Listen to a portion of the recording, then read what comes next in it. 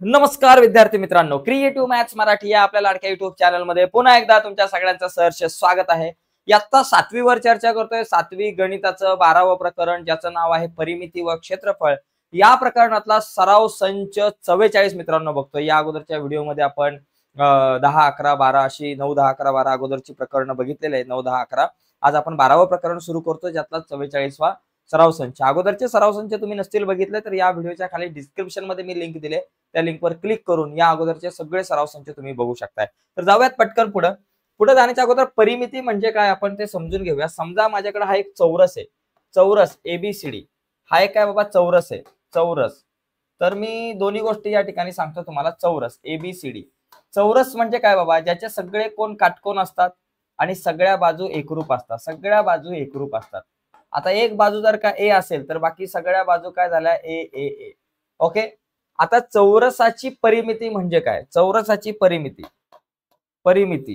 परिमिती म्हणजे काय बाबा, सगळ्या बाजूंची बेरीज, 4 बाजूंची बेरीज. आता इथं बाजू किती? 4 आहेत.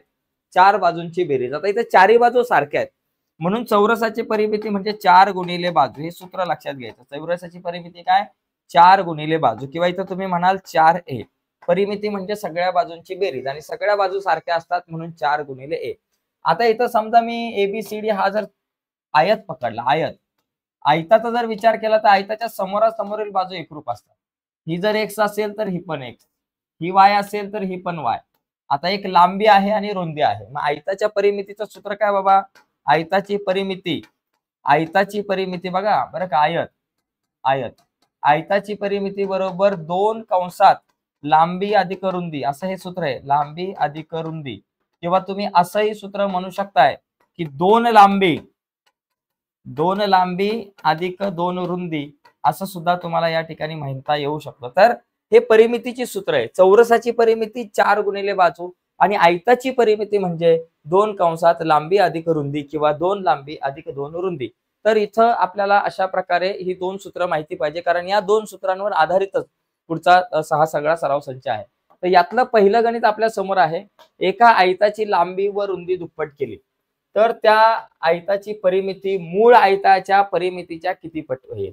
बघा, मूळ आयताची लांबी. आता बघा बरं का, मूळ आयताची लांबी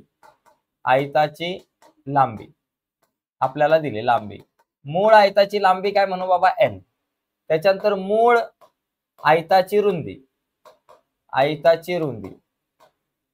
मूळ आयताची जी रुंदी आहे ती आपल्याला काय म्हणा बाबा? B म्हणा. बरं का, लांबी L आणि रुंदी B आहे. म्हणजे आता ह्या आयताची लांबी व रुंदी दुप्पट केली तर आयताची परिमिती मूळ आयताच्या परिमितीच्या किती पट होईल? आता एक काम करू, मूळ आयताची परिमिती काढू. मूळ आयताची परिमिती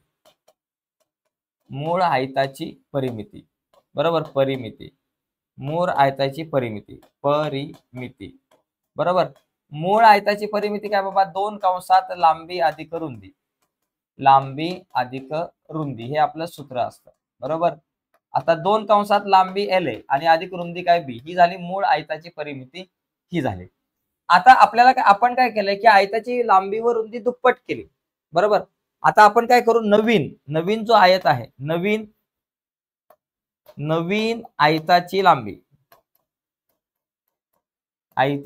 लांबी बरं का, नवीन आयताची लांबी. आता नवीन आयताची लांबी काय दुप्पट करा. तुम्हाला लांबी आणि रुंदी आता काय करायची? दुप्पट. 2 गुणिले L केलं. आयताची लांबी L आहे, मग मूळ आयताची लांबी L आहे, मग नवीन आयताची लांबी दुप्पट करायची म्हणून 2L. आणि त्याचबरोबर नवीन आयताची रुंदी,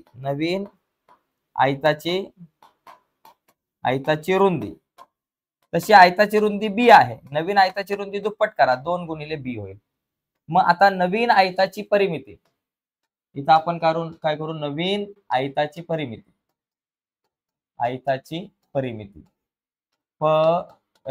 नवीन आयताची परिमिती. आता नवीन आयताची परिमिती काय येते बाबा? परिमिती काय? 2 कंसात लांबी अधिक रुंदी, हे आपलं सूत्र आहे बरोबर. आता 2 कंसात लांबी काय बाबा? इथं 2L आहे आणि रुंदी आहे 2B. मग लांबीच्या ऐवजी 2L लिहा आणि रुंदीच्या ऐवजी 2B लिहा.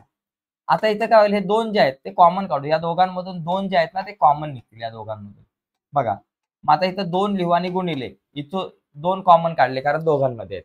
आतमध्ये काय राहिला? L अधिक एल अधिक बी राहिला, कारण इथून 2 बाहेर आले आणि इथून 2 बाहेर आले. आता एक लक्षात घ्या, 2 एल अधिक बी ही जी काही परिमिती आहे ती कोणाची आहे? 2 एल अधिक बी ही जी परिमिती आहे, 2 एल अधिक ही बी ही मूळ आयताची परिमिती आहे. मग तुम्ही लिहू शकताय 2 गुणिले मूळ परिमिती, मूळ आयताची परिमिती, आयताची परिमिती, परिमिती म्हणजे बघा, नवीन आयताची परिमिती 2 गुणिले मूळ आयताची परिमिती म्हणजे दुप्पट झाली. म्हणजे नवीन आयताची परिमिती मूळ आयताच्या परिमितीपेक्षा दुप्पट असेल. म्हणून इथं लिहायचं नवीन आयताची परिमिती, नवीन किंवा असं लिहा आयताची परिमिती, आयताची परिमिती, परिमिती मूळ आयताच्या परिमितीपेक्षा मूळ आयताच्या परिमितीच्या दुप्पट असेल, परिमितीच्या दुप्पट असेल. अशा प्रकारे आपल्याला हा प्रश्न सोडवता येईल, दुप्पट असेल. ओके, तर एकदम सोपा प्रश्न होता. आता पुढच्या प्रश्नाकडे वळूयात. एकदम सोपा आहे, फक्त तुम्हाला आयताची परिमिती व्यवस्थित माहिती पाहिजे, सूत्र माहिती पाहिजे. ठीक आहे, आता पुढचा प्रश्न बघू. बघा, चौरसावर आधारित आहे. एका चौरसाची बाजू तिप्पट केली. आता चौरसाची बाजू बघा काय, चौरसाची बाजू, चौरसाची बाजू समजा आपण ए मानू, चौरसाची बाजू समजा ए मानलं. बाजू जर तिप्पट केली तर परिमिती मूळ चौरसाच्या किती पट असेल? बरं का, आता चौरसाची बाजू, आता मूळ चौरसाची बाजू आपण इथं म्हणू, मूळ चौरसाची बाजू ए आणि मूळ चौरसाची परिमिती किती? मूळ चौरसाची परिमिती, चौरसाची परिमिती, परिमिती, चौरसाची परिमिती म्हणजे किती? 4 गुणिले बाजू, बरोबर. आता 4 गुणिले बाजू आहे ए, मूळ चौरसाची परिमिती किती बाबा? 4a. आता काय सांगितलं की चौरसाची बाजू तिप्पट केले. आता नवीन चौरसाची बाजू काय येईल बाबा? नवीन चौरसाची बाजू, चौरसाची बाजू, चौरसाची बाजू, बाजू काय करायचे? तिप्पट करायचे. मूळ चौरसाची बाजू ए आहे, तर नवीन चौरसाची बाजू झाली 3a. आणि नवीन चौरसाची परिमिती काय? नवीन चौरसाची जी परिमिती आहे, म्हणून परिमिती काय झालं? 4 गुणिले बाजू असतं, बरोबर. 4 गुणिले बाजू किती आहे बाबा? बाजू 3a आहे. 4 त्रिक किती झालं? 12a. आता ही 12a झाली परिमिती. आता बरोबर आपण काय म्हणू शकतो? 12a म्हणजे काय? 12 म्हणजे 3 चौक 12, 3 गुणिले 4a असं तुम्ही लिहू शकता. 3 चौक 12, 3 गुणिले 4a लिहू शकताय. आता 4a जी आहे ती कोणाची परिमिती आहे? मूळ चौरसाची. मग इथं लिहायचं नवीन चौरसाची परिमिती, नवीन चौरसाची परिमिती, चौरसाची परिमिती मिती बरोबर आपल्याकडे काय बाबा? 3 गुणिले 4a आहे. 3 गुणिले 4a म्हणजे काय बाबा? मूळ चौरसाची परिमिती. 3 गुणिले 4a म्हणजे मूळ चौरसाची परिमिती, चौरसाची परिमिती, चौरसाची परिमिती. ओके, परिमिती. मग आता लक्षात घ्या, इथं मला सांगा की नवीन चौरसाची परिमिती किंवा चौरसाची परिमिती मूळ चौरसाच्या परिमितीच्या तिप्पट आहे. गुणिले 3 आहे म्हणजे तिप्पट आहे. मग इथं लिहायचं नवीन चौरसाची परिमिती मूळ चौरसाच्या परिमितीच्या तिप्पट आहे, असं आपण या ठिकाणी लिहू शकतो. चला लिहितो वाटलंच तर मी. नवीन किंवा चौरसाची परिमिती, म्हणून चौरसाची परिमिती मिती मूळ चौरसाच्या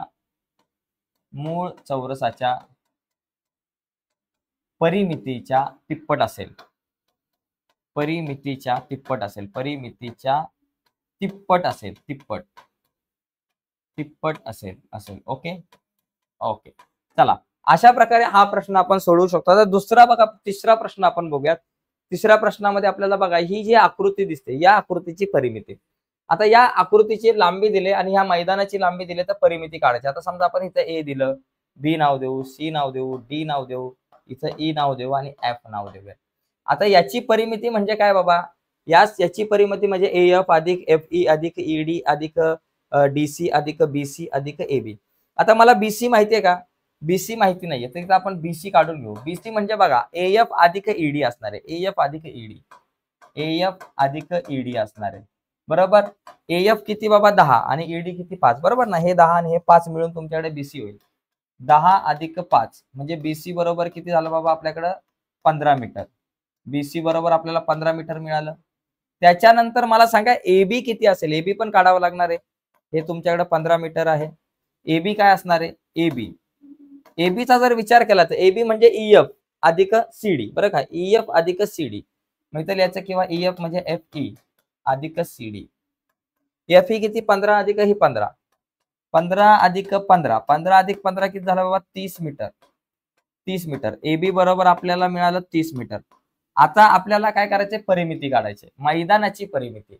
या मैदानाची परिमिती, तर इथं आपण लिहू मैदानाची परिमिती, मैदानाची परिमिती, मैदानाची परिमिती, परिमिती, परिमिती. तर मैदानाची परिमिती म्हणजे सगळ्या बाजूंची बेरीज.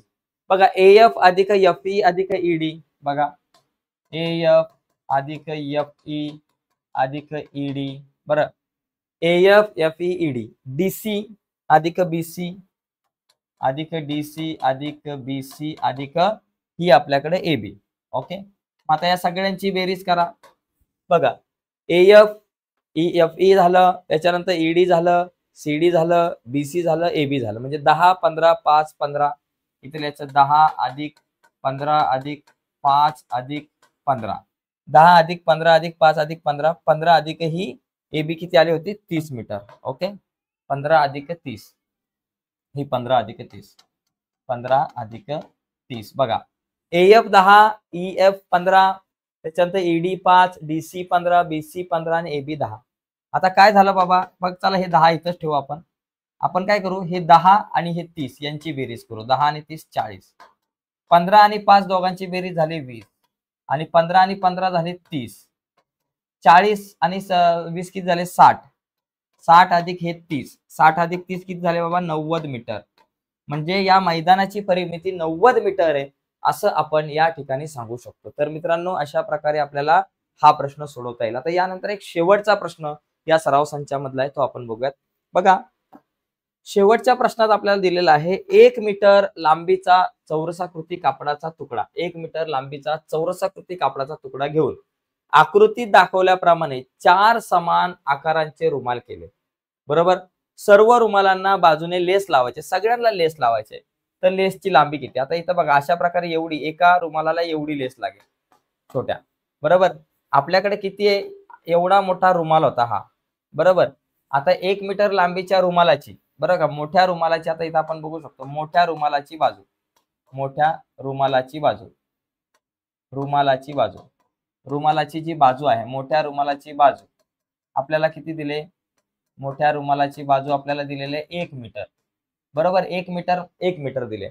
आता लहान रुमालाची बाजू, जो लहान, बघा, 1 मीटर किंवा मोठ्या कापडाची म्हणू आपण, रुमालाच्या ऐवजी कापडाची म्हणू, कापडाची, मोठ्या कापडाची बाजू 1 मीटर आहे. आकृतीत दाखवल्याप्रमाणे 4 समान आकाराचे रुमाल बनवायचे. तर सर्व रुमालाला, आता बघा, रुमालाची बाजू काय असणार आहे, रुमालाची बाजू, रुमालाची बाजू इथे आकृतीत दाखवल्याप्रमाणे रुमालाची बाजू किती होईल बाबा, ही जर 1 मीटर असेल तर रुमालाची बाजू तुम्हाला किती मिळणार आहे, 0.5 मीटर, म्हणजे अर्धा मीटर. अर्धा मीटर म्हणजे काय बाबा, 0.5 मीटर बसणार आहे, 0.5 मीटर. बरोबर, आता आपल्याला काय विचारले, किती लांबीची लेस लागेल. आता याला लेस लागणार आहे, मग एका रुमालाला किती लेस लागेल, एवढी लेस लागेल, म्हणजे त्याची परिमिती. मग इथं लिहू, एका रुमालाला लागणारी लेस, एका रुमालाला लागणारी लेस, लागणारी लेस, लागणारी लेस किती लेस लागणार आहे, परिमिती 4 गुणिले बाजू. बरोबर ना, परिमिती किती आहे या छोट्या चौरसाची, ती. मग 4 गुणिले बाजू किती आहे बाबा, आपल्याकडे 0.5 मीटर. आता 4 पंचे 20 म्हणजे किती झालं, 2.0 म्हणजे 2 मीटर. म्हणजे एका रुमालाला किती बाबा, बघा, 4 गुणिले 0.5 केलं किंवा 4 गुणिले 5 केलं की 20 येतात. एक घर सोडून पॉईंट दिले की 2.0, म्हणजे एका रुमालाला 2 मीटर लांबीची लेस लागेल. मग 4 रुमालांना लागणारी लेस, 4 रुमालांना